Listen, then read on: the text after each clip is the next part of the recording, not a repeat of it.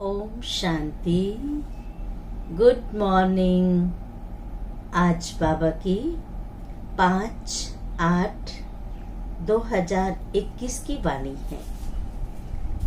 आज बाबा ने सुनाया कि तुम बच्चे यहाँ आए हो अपनी तकदीर जगाने, जो आज सबकी सोई हुई तकदीर है। तकदीर कैसे बनानी है, तकदीर ऊंची कैसे बनेगी, तकदीर बिगड़ी क्यों है, इसकी नॉलेज शिव बाबा ने दी है। कि बच्चे, सतयुग त्रेता में तुम्हारी तकदीर जगी हुई थी,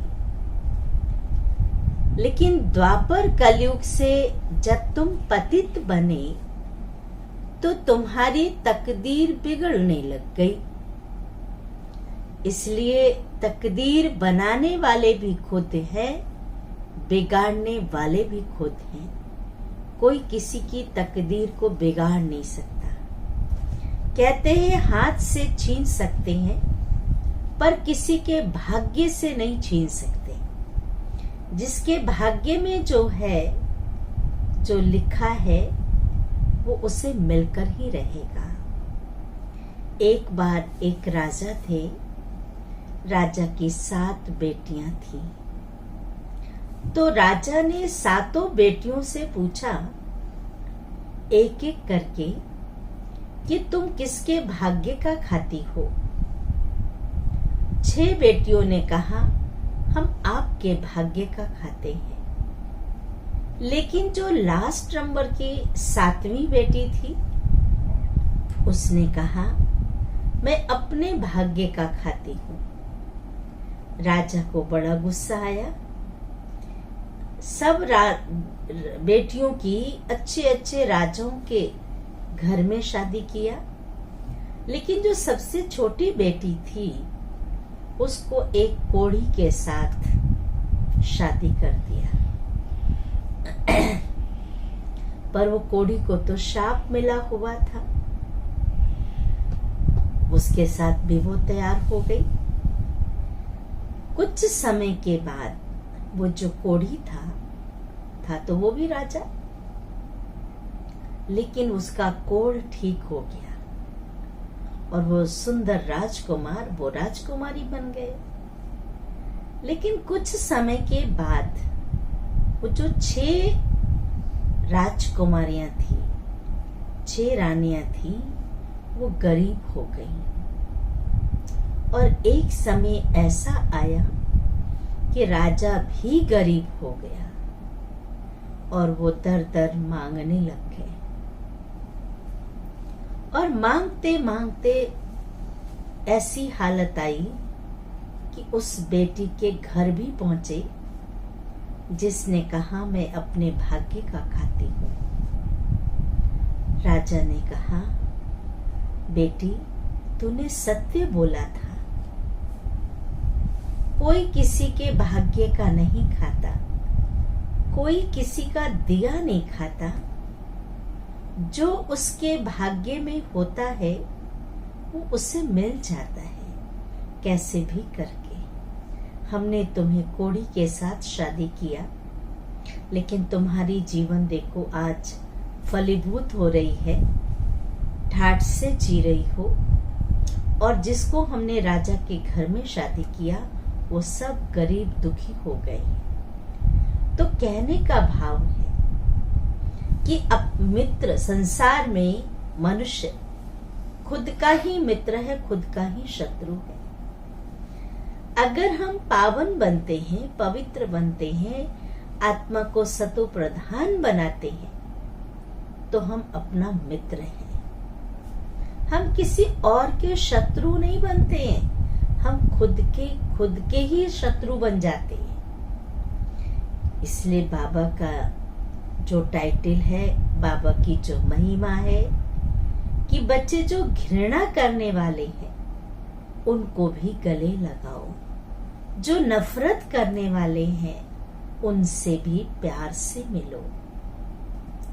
क्योंकि ये जो संस्कार हैं हमारे 63 जन्मों के, वो संस्कारों को इस संगम युग पर हमें बाप समान बनाना है। जो बाप के संस्कार घृणा नफरत के नहीं है, सब बच्चों के प्रति रहम की भावना, दया की भावना, प्रेम की भावना, शुभ भावना, शुभ कामना रखते हैं। तो जो बाप के संस्कार, जो बाप के नेचर, जो बाप का कर्तव्य, वो हमारे कर्तव्य हैं। लेकिन हम भूल जाते हैं। कहने में यही आता है, मेरा संस्कार, मेरी नेचर, मेरा ये कर्तव्य। जहां मैं और मेरा आता है, वही अभिमान आता है।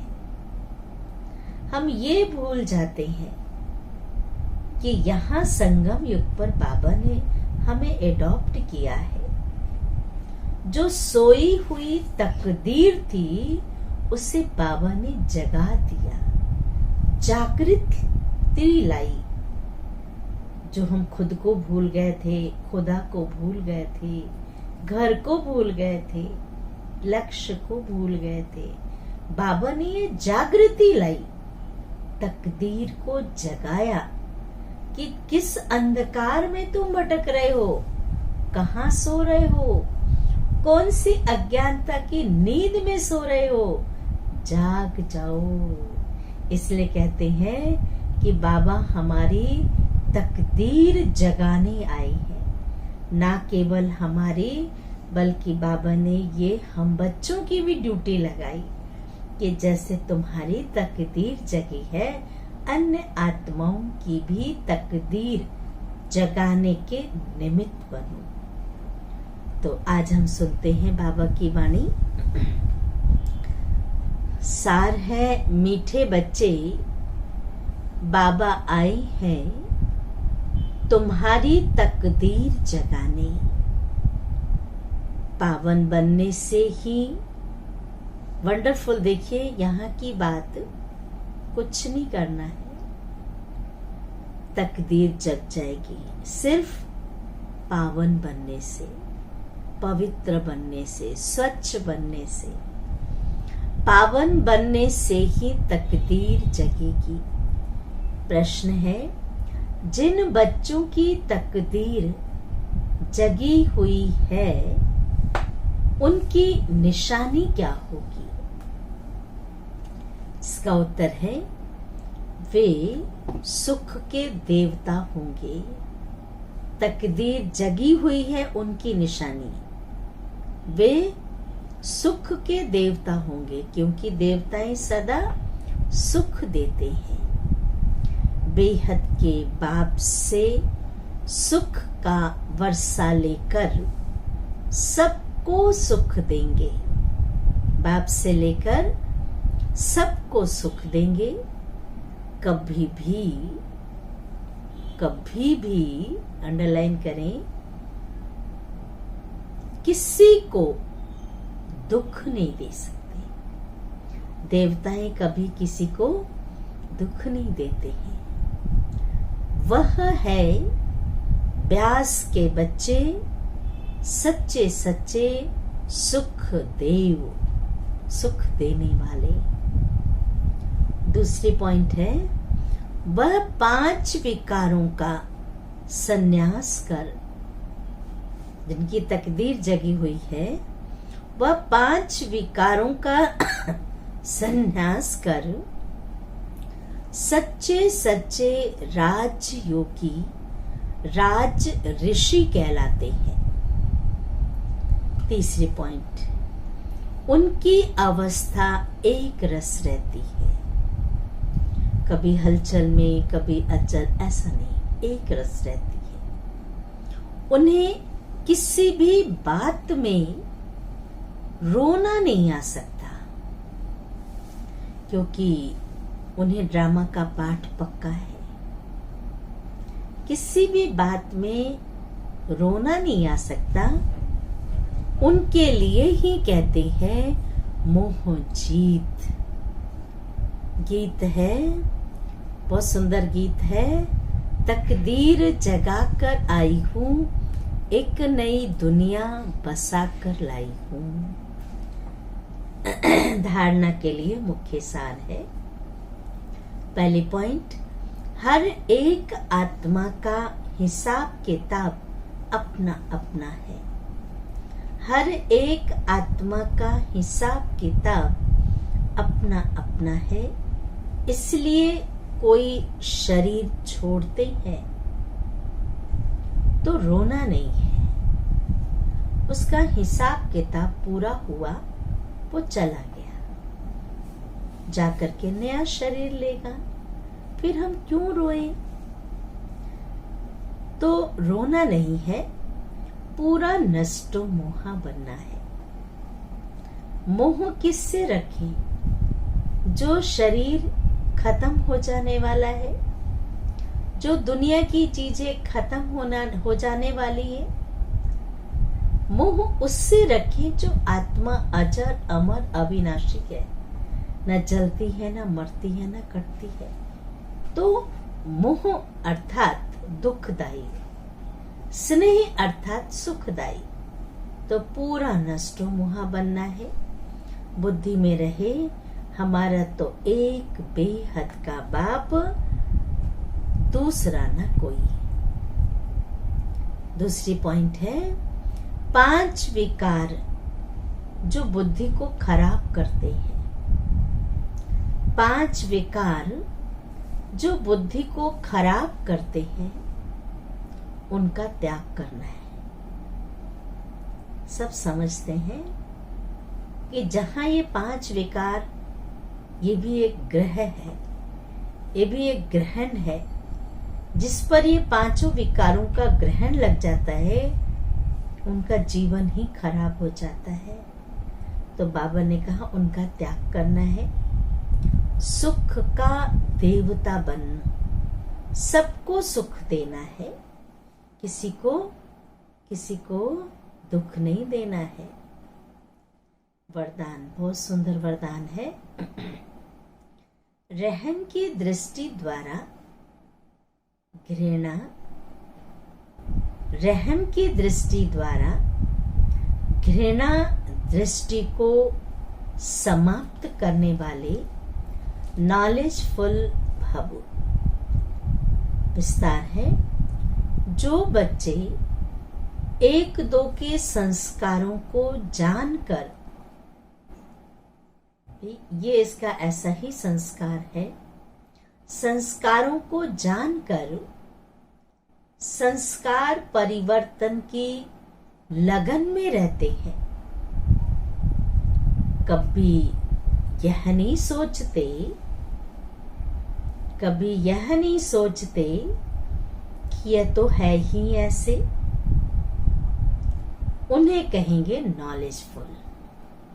जो संस्कारों को जानकर संस्कार परिवर्तन करते और कभी किसी के लिए यह नहीं कहते ये तो है ही ऐसा, तो बाबा ने कहा उन्हें कहेंगे नॉलेजफुल। वे स्वयं को देखते और निर्विघ्न रहते हैं। वो दूसरों को नहीं देखते, वो ऐसा कर रहा, वैसा कर रही है। स्वयं को देखते और निर्विघ्न रहते हैं। उनके संस्कार बाप के समान रहम दिल के होते हैं।